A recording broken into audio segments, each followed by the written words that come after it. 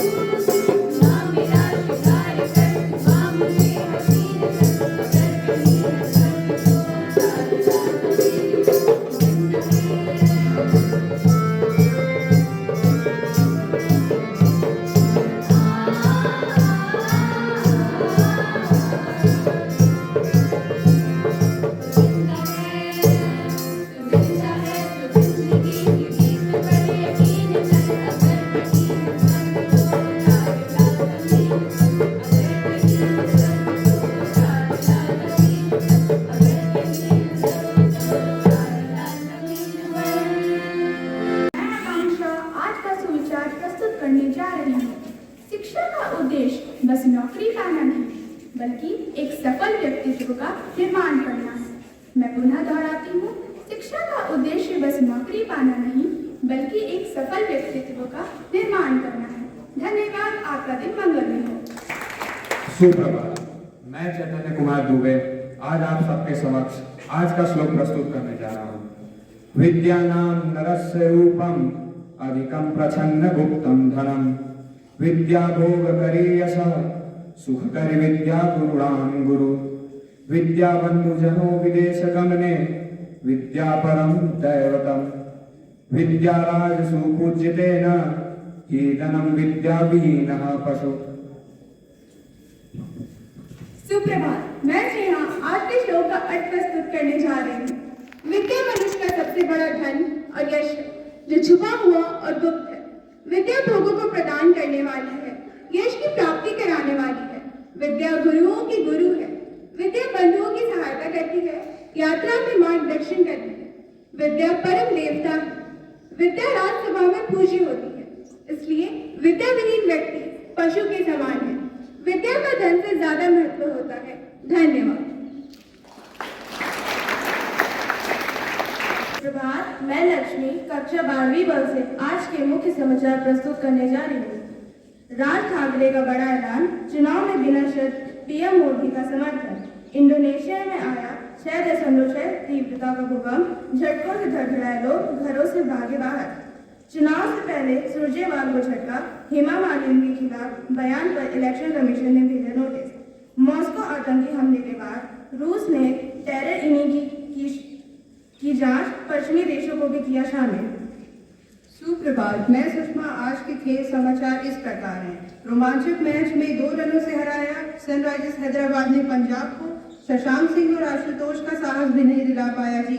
Match में footballer ने कलाई पर कुछ लिखा ऐसा तुर्की पुलिस ने लेकर किया गिरफ्तार। एक मैच में 2 शतक लगाने वाले श्रीलंकाई बल्लेबाज कामिंडू मेंडिस ने जीता आईसीसी का स्पेशल अवार्ड। इस सीजन खिताब जीतने की प्रबल दावेदार मानी जा रही केकेआर। धन्यवाद। आपका दिन मंगलमय हो। शिक्षा न केवल वह नींव है जिस पर हमारी सभ्यता का निर्माण हुआ, बल्कि यह मानवता के भविष्य की शिल्पकार भी है। सुप्रभात, मैं अनुराधा। मैं गाना। आज की इस प्रातःकालीन सभा में आप सबका स्वागत करते हैं, जिसका विषय है शिक्षा सभ्यताओं की निर्माता। शिक्षा व्यापक रूप में मानव समाज के विकास और प्रगति का महत्वपूर्ण कारक है। शिक्षा एक ऐसी प्रक्रिया है जिसमें ज्ञान, सूचना और कौशल की प्राप्ति होती है। शिक्षा के माध्यम से मनुष्य के जीवन में ज्ञान, संज्ञान और बुद्धिमत्ता का विकास होता है। अब मैं अपनी सहपाठी सुवेक्षा को इस विषय पर और प्रकाश डालने के लिए आमंत्रित करती हूँ।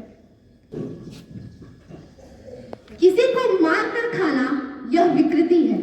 वो अपना खाए, मैं अपना खाऊं, यह प्रकृति है। लेकिन वह खा सके इसकी चिंता कर कर खाना यह संस्कृति है। नमस्कार, परम पूजनीय प्रधानाचार्य महोदय जी, यहाँ उपस्थित सभी शिक्षकगण, अभिभावकगण, सभागण एवं मेरे प्यारे साथियों, आज की प्रातःकालीन सभा का विषय शिक्षा सभ्यताओं की निर्माता है, पर कुछ अपने विचारों को रखने जा रही हूँ। स्वामी विवेकानंद जी ने लिखा है कि हमें एक ऐसी शिक्षा चाहिए जिससे व्यक्ति का विकास हो, बुद्धि का विकास हो, व्यक्ति का विकास हो और मन की शक्ति बढ़े, मनुष्य अपने पैरों पर खड़ा हो सके। बिना शिक्षा के मनुष्य केवल एक पशु के समान है। शिक्षा न केवल एक ऐसी सभ्यता की निर्माता है, बल्कि यह हमारे चरित्र की वास्तुकार भी है। हमारे संस्कृत के सुविधानी वचनों में कहा गया है, विद्या ददाति विनयम, विनयम ददाति पात्रताम, पात्रताम प्राप्नोति विद्या धनादि धर्मदः। जिसका अर्थ यह है कि विद्या से न केवल एक ज्ञान की प्राप्ति होती है, अपितु यह हमें पात्रता और विनय की भी प्राप्ति कराती है। पात्रता और विनय की प्राप्ति से होती है धार्मिकता की प्राप्ति। विद्या और शिक्षा एक ऐसा धन है जिसका ना तो राजा चुरा सकता है और ना ही इसकी बंटवारा किसी भी भाइयों के बीच हो सकता है। शिक्षा ही एक ऐसा धन है जो मनुष्य को समाज में स्वस्वरूपकारी सम्मान दिलाती है। शिक्षा एक हमारी निजी संपत्ति होती है जो जीवन पर्यंत साथ देती है। शिक्षा के बारे में एक बात कही गई है कि इंसान जितना इसको व्यय करता है, जितना इसको खर्च करता है, जितना इसको बांटता है, उसमें उतनी ही बिक्री होती है। और तो और शिक्षा एक ऐसा उपहार है जो व्यक्ति की दिशा और दशा दोनों बदल सकती है, और संस्कार एक ऐसा उपहार है जो व्यक्तित्व का निर्माण करता है। शिक्षा और संस्कार से ही मनुष्य देश में, परिवार में, समाज में अपना पूरा योगदान दे सकता है। हमारे ग्रंथों में भी लिखा गया है कि शिक्षा और चरित्र से होता है हमारे व्यक्तित्व का निर्माण।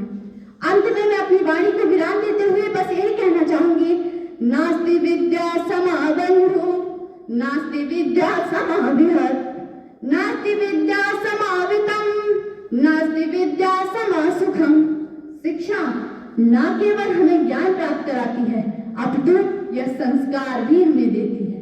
धन्यवाद। आपका दिन मंगलमय हो।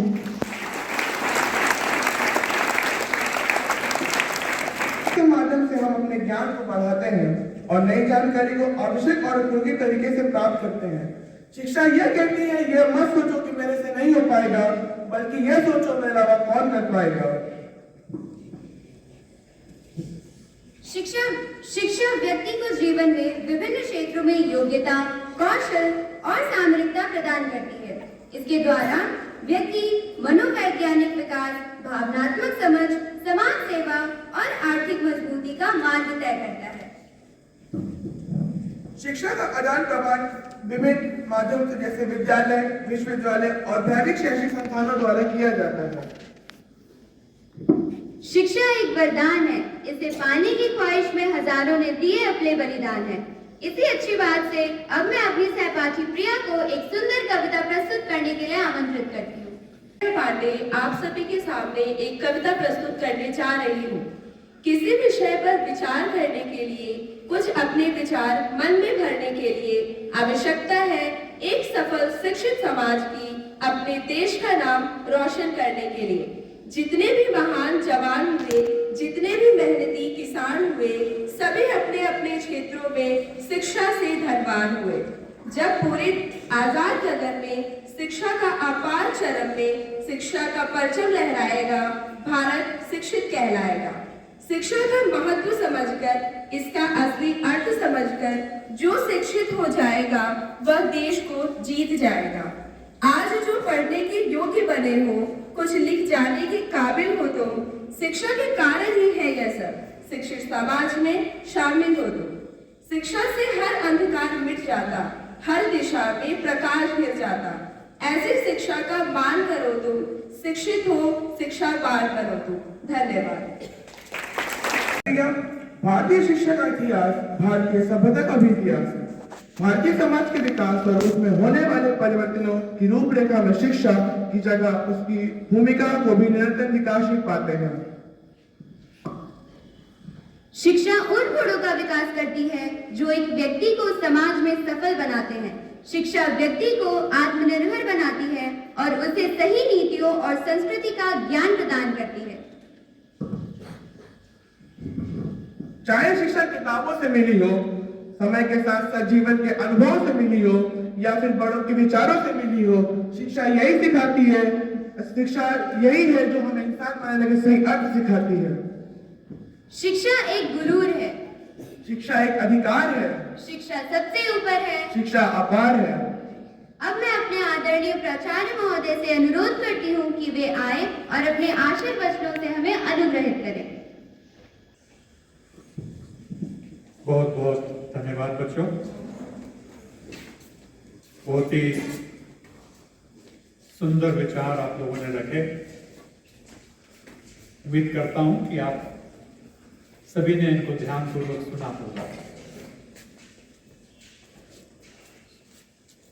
प्रातः सभा एक गीत से शुरू हुई, तो जिंदा है तो जिंदगी की जीत में यकीन कर, अगर कहीं है स्वर्ग तो उतार ला जमीन पर। गीत अच्छा है, बोल अच्छे हैं, लेकिन हमें सोचना चाहिए कि अब ये स्वर्ग कहाँ है। अगर हम अपने आप को जिंदा मानते हैं तो अगला प्रयास क्या होगा कि स्वर्ग को जमीन पे लाया जाए। कहाँ से लाया जाए, कहाँ मिलेगा स्वर्ग? स्वर्ग जो है वो हमारे भीतर ही है, हमारे मन में है। और हमें थोड़ा सा अगर हम प्रयास करें इस मन में स्वर्ग को लाने का, तो उसके लिए क्या प्रयास करना होगा? प्रयास ये है कि हम थोड़ा सा बदलाव करें। आमतौर पर हम सभी दूसरों के अवगुण जानते हैं, उनके गुणों की ओर ध्यान नहीं देते और अपने गुणगान करते हैं, अपने अवगुणों को नहीं देखते। अगर हम अपना अवगुण देखना शुरू कर दें और दूसरों के गुण देखना चालू कर दें तो निश्चित रूप से थोड़ा सा हम स्वर्ग की ओर अग्रसर होना शुरू हो जाएंगे। You know, John Milton has rightly said that mind in its own place can make hell out of heaven and heaven out of hell. So how is it made? It's made by these little things. How we think, what we think. और बहुत अच्छे विचार आज हमने शिक्षा के ऊपर सुने। ज्ञान जो हमें मिलता है, शिक्षा हमें ज्ञान देता है। ज्ञान अंजन गुर दिया, अज्ञान अंधेर विनाश। जब हमें ज्ञान की प्राप्ति होती है, ज्ञान का अंजन, अंजन यानी सुरमा, सुरमा लगाते हैं ना मम्मी, छोटे छोटे जब लोग बच्चे आंखों में सुरमा लगाया जाता है, उसको अंजन बोला जाता है। तो ज्ञान का अंजन जब हम लगाते हैं, ज्ञान अंजन गुर दिया, अज्ञान अंधेर विनाश। अज्ञानता का अंधेरा जो है उसका विनाश हो जाता है। हर कृपा से संत पेटिया, हरि की कृपा से, उस प्रभु की कृपा से हमें सज्जन पुरुषों से मुलाकात हो जाती है। हर कृपा से संत पेटिया, नानक मन प्रकाश। और उनको मिलने पर नानक कहते हैं कि मेरे मन में प्रकाश हो गया, स्वर्ग आ गया। तो हम अभी बात कर रहे हैं ना कि स्वर्ग कहां से लाया जाए, तो स्वर्ग ऐसे ही आएगा। When you start looking at the good things in your friends, people around you, and start reflecting and you start seeing your own shortcomings.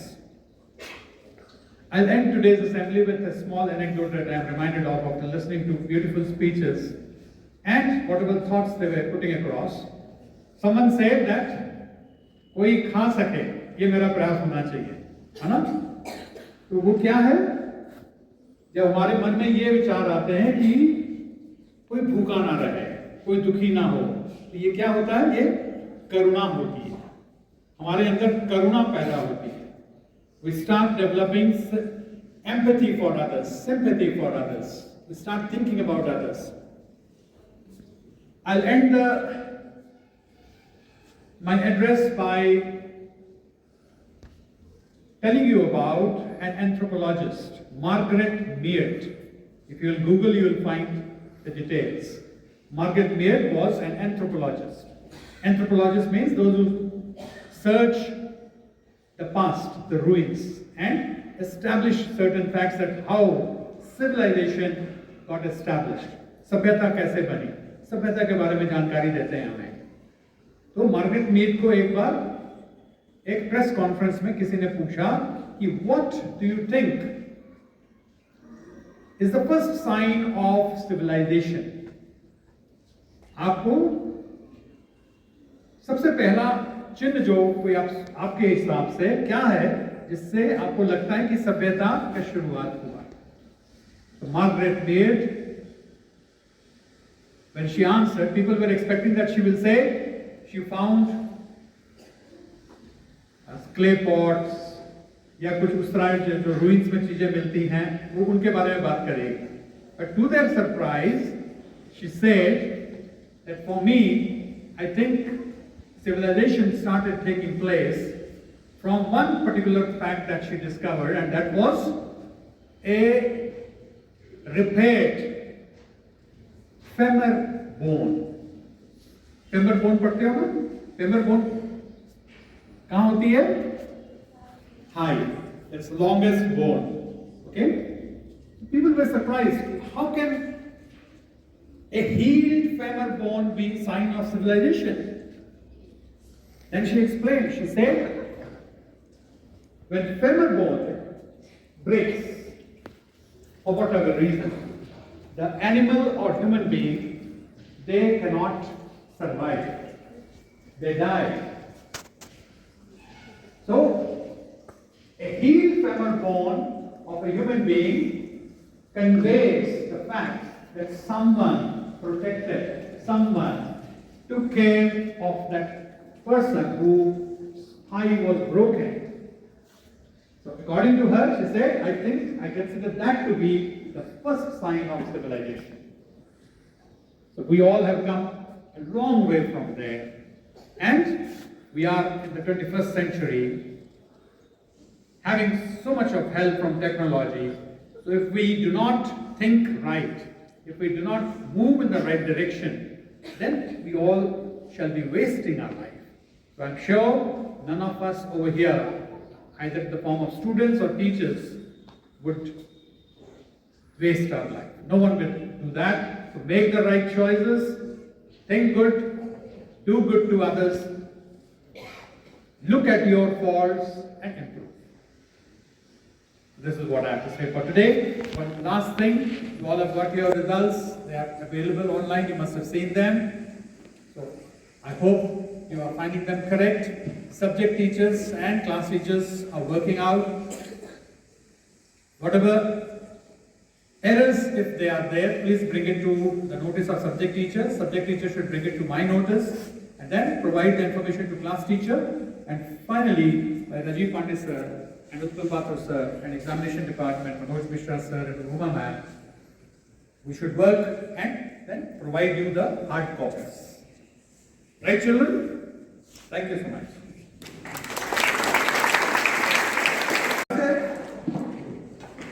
शिक्षा ही सभ्यताओं का करती है श्रृंगार, शिक्षा ही सृष्टि का करती है उद्धार, क्रूरता से पीड़ित जब जब होता है संसार, शिक्षा ही तब तब अन्याय का करती है प्रतिकार। अब मैं आप सबसे अनुरोध करती हूँ कि आप सब राष्ट्रगान के लिए तैयार हो जाएं। धन्यवाद। आपका दिन मंगल जाए।